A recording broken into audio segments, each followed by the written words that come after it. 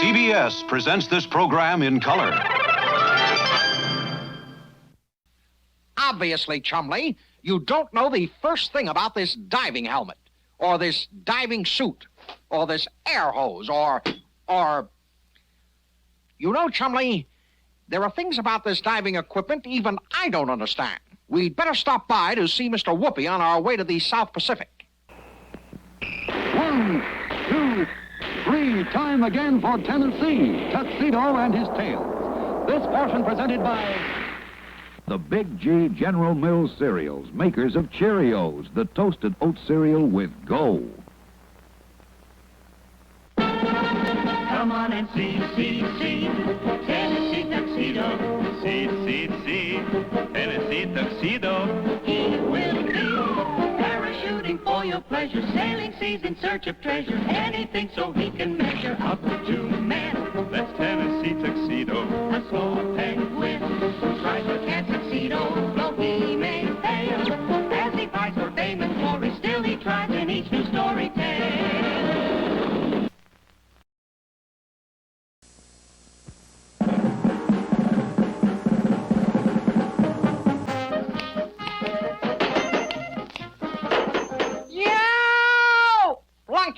What is that ridiculous sign you've just nailed to me? Mr. Livingston made them. I gotta put these signs up all over the zoo.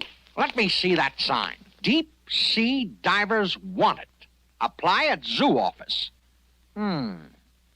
Chumley? Chumley, where are you? So old Fuss Budget is looking for deep sea divers. Now I ask you, Chumley, who knows more about the sea than a penguin and a walrus? Come on, we'll get rid of all these signs so that nobody gets the job but us.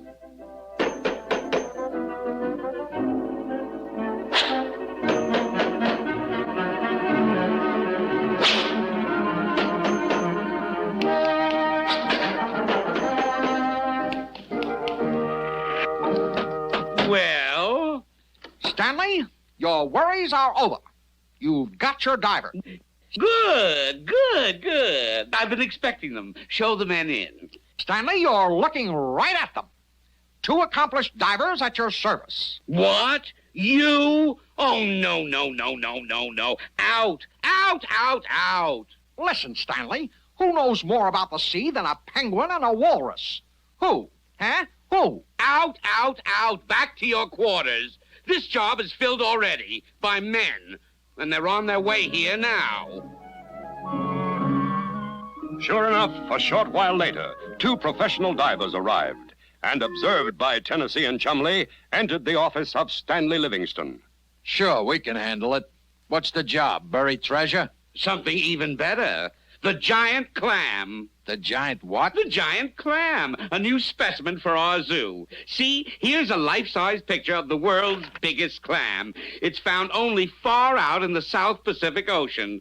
Won't you be happy to bring one back? Happy as a clam, so long as you've got all the diving equipment we'll need. Equipment? Oh, wait till you see our equipment.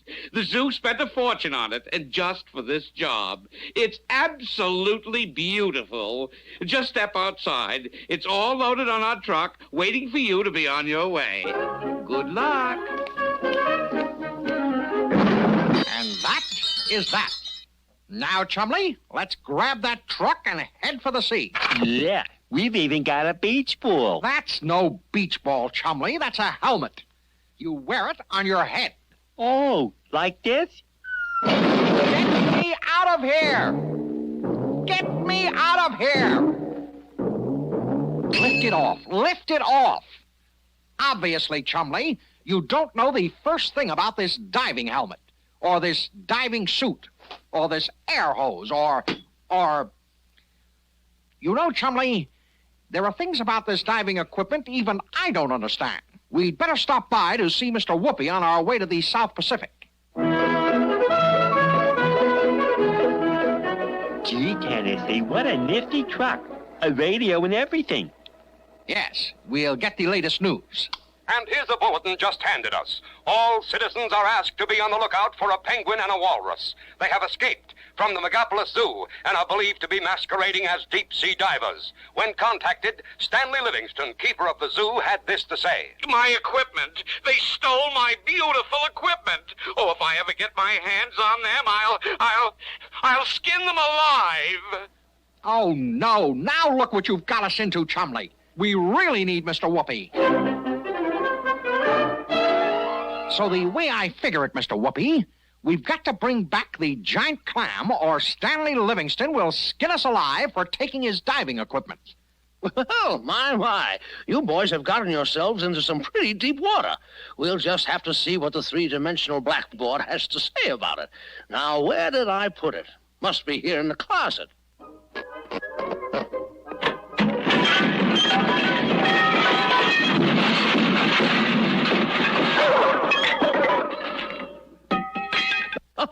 Yes, here it is. The fabulous, fantastic 3D BB. We'll just open it up and have a look. If you fill the kitchen sink full of water and turn an ordinary drinking glass upside down in it, you'll notice that the water does not come up into the glass, right? Right. The earliest diving apparatus worked just this way. They were helmets made of leather, but they didn't hold enough air to let a man stay under very long. So a hose was attached to it and air was pumped down. It went into the helmet and bubbled out the bottom. Trouble was, if the diver leaned over, the air escaped and water filled the helmet. Very bad. Then an Englishman solved the problem by making a whole suit out of leather and fastening it to the helmet. Now the water couldn't get in, and he put a valve on the helmet to let the air get out. It worked fine, just fine. And that was the beginning of our modern diving suit. But, Mr. Whoopi, that doesn't look anything like the suit we've got on. Of course not, my boy, of course not. Chumley's suit is quite different, although the principle is the same.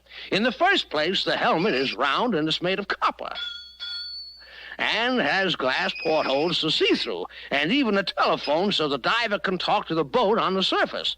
The helmet is screwed onto a breastplate, which is fastened onto the suit. The suit is made of rubber and canvas. Then, of course, there is the air hose and the compressor to pump the air down. The diver can control the flow of air with a valve on the helmet. And now he's ready to go to the bottom. But, Mr. Whoopi, he's going up. Why, so he has. I forgot his lead shoes. With all that air in the suit, he'll float unless he has heavy lead shoes, weighing 20 pounds apiece. There we are. Now he can go down several hundred feet and work for a long time finding treasure or giant clams. Yes. Phineas J. Whoopi, you're the greatest. Several days later, after riding on trains and planes and boats, our heroes found themselves in the South Pacific Ocean, the home of the giant clam. Ready, Chumley?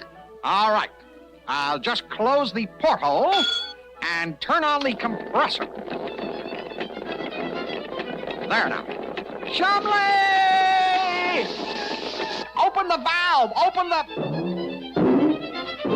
I'll do it. There now. Get over the side. All right, Chumley. We are in telephone contact. Now, how are you doing? Uh-huh. I see. What's that? You're on the bottom already. Don't be ridiculous, Chumley. What do you mean the bottom is coming up? Chumley! You're on a whale. The back of a whale. Get off. Get off.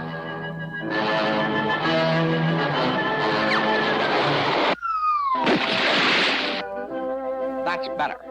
No more of this fooling around. Get down there and find that clam.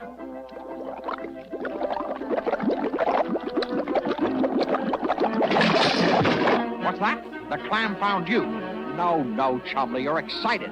You mean you found the clam. Good work. No, Chumley. Tell me about it later. Right now, I'm lowering a hook to you. Fasten it on the clam, and I'll hold it up. Easy. Easy. Chumley!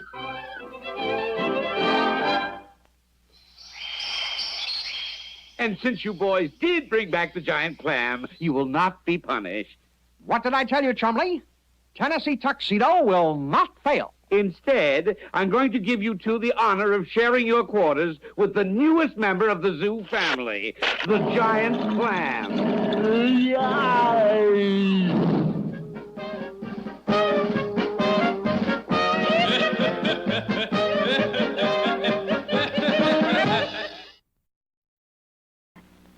Tennessee and Chumley will be right back with more cartoon fun.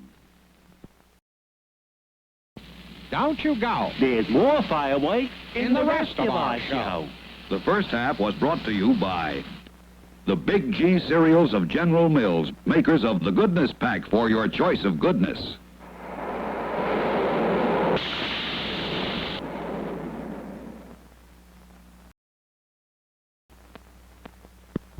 One, two, three, time again for Tennessee, Tuxedo and his tails. This portion presented by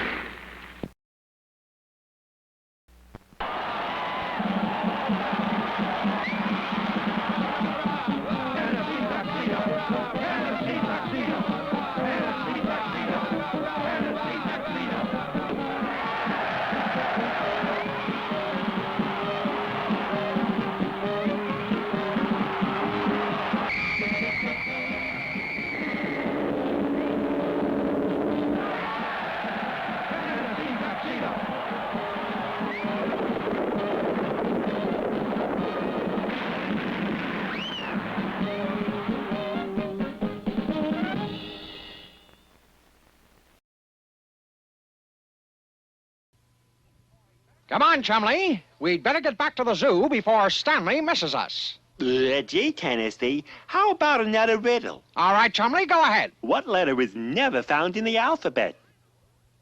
Well, I know. The letter I put in the mailbox. Yes.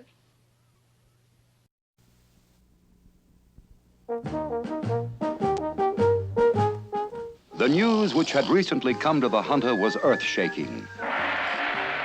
The mighty hunter could hardly believe his ears. The hunter's nephew, Horace, had come for an extended visit with the hunter. Well, now, I say if you can't beat 'em, then let 'em join up. Yeah. Horace? Yes, Unc? How would you like to be junior partner to the world's greatest private eye, me? Well, okay, Unc, I'll be your junior partner. Fine, Horace, and maybe one of these days I'll give you the business. Yeah, that's a joke, son. Now, well, we'd better get on to teaching you the private eye business. Now, first thing is, you got to learn about shadowing. That is, trailing a suspect. Now, you come along with me. All right, now, you get up ahead there and try to lose me.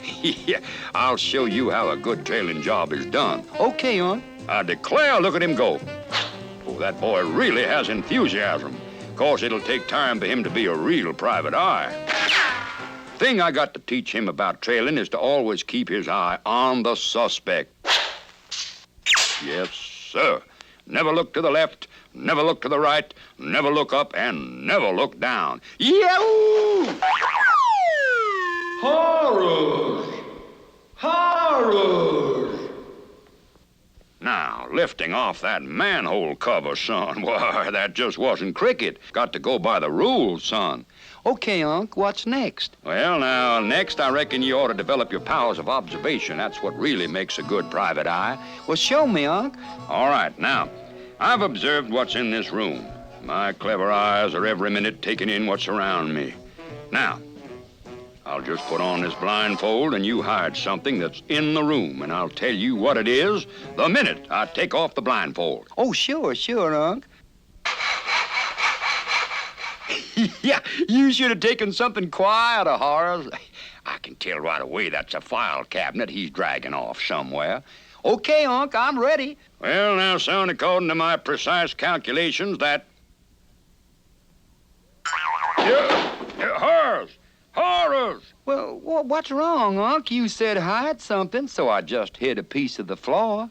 Now, of course, you aren't old enough to carry firearms, but I'll just give you a fancy demonstration of how they're used. Oh, boy, Unc, show me. Notice how I carry my gun in a special shoulder holster? And like every good private eye, I'm fast on the draw. You just stand back and say, go, and watch my stuff. Okay, go.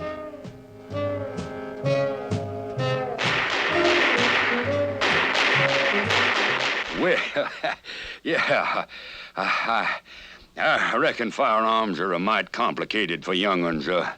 We'll go on to something else.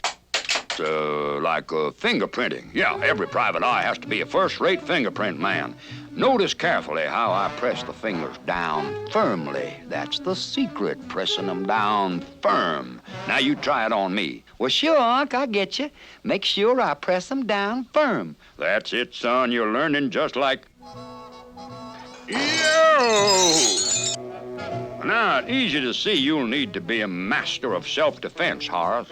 Some fellas, I say some fellas may not take to you right off. You gonna teach me self-defense, Unc? Of course I am. The mighty hunter is a master at judo. Now watch this toss. I just grab your arm and I just pull. I just pull and pull. Well, you get the idea, don't you, son? Well, sure, Unc. It's just like they taught us in Boy Scouts. Just pull and snap like this. That what you mean, Unc? Unc? Hello, Horace Hunter here. No, but I'll take the case. I'm his new junior partner, and the hunter is out right now. That's a joke, ma'am. I'd say the hunter's out.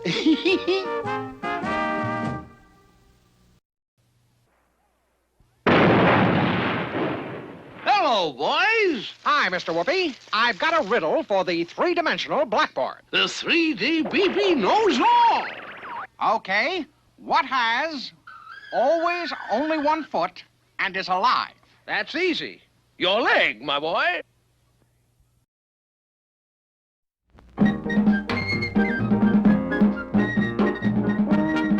King Leonardo was truly having his share of problems. First, True Blue Odie Coloni had been suddenly called away to take care of a sick aunt. Left alone, King Leonardo began having problems almost at once. The palace laundry began piling up. Help! Guards! Help! In the kitchen, the royal dishes went unwashed. Confound it, can't even find a clean cup. I'll just get one from here and wash it myself.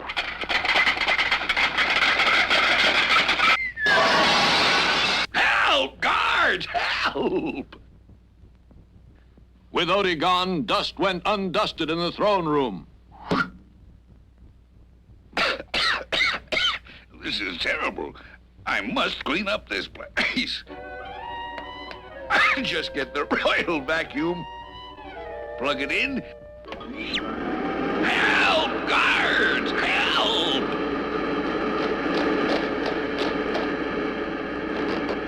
Yes, the palace had never looked worse.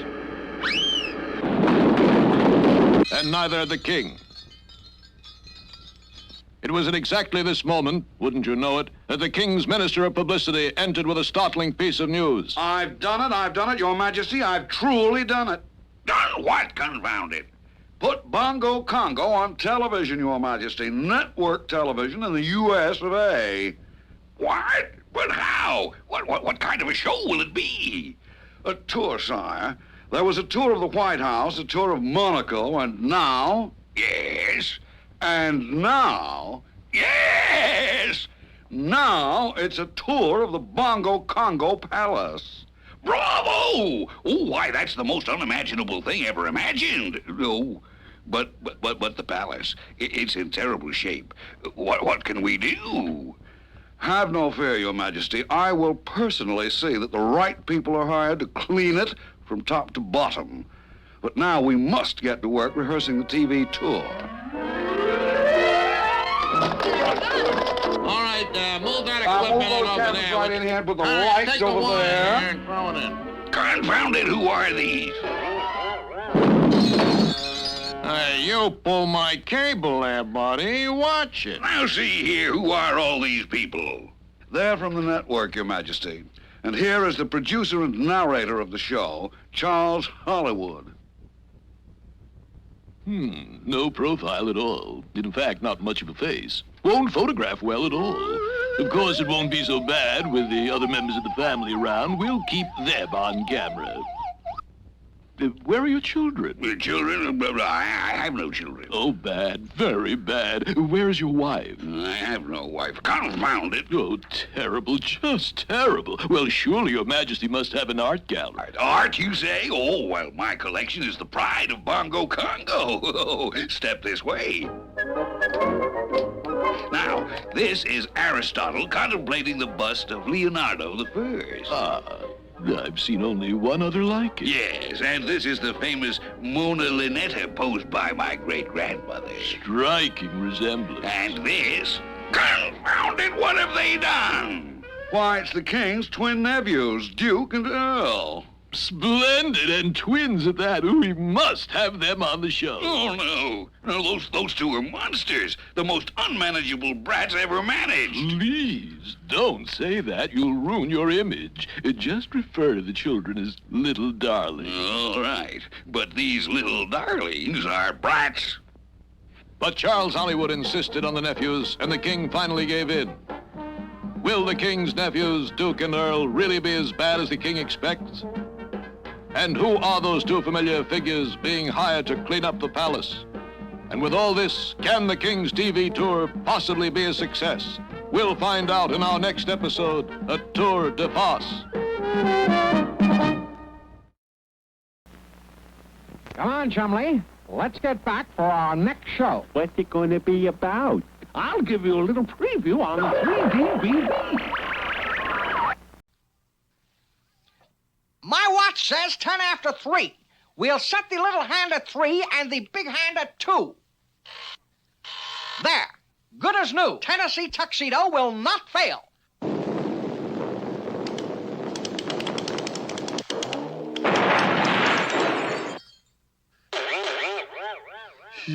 Tennessee, I know. You think it's time to see Mr. Whoopi. Well, you are right. We've only got 30 minutes left before Stanley Livingston gets back. This portion of Tennessee Tuxedo and his Tales, presented by the Big G General Mills Cereals, makers of Cheerios, the toasted oat cereal with go.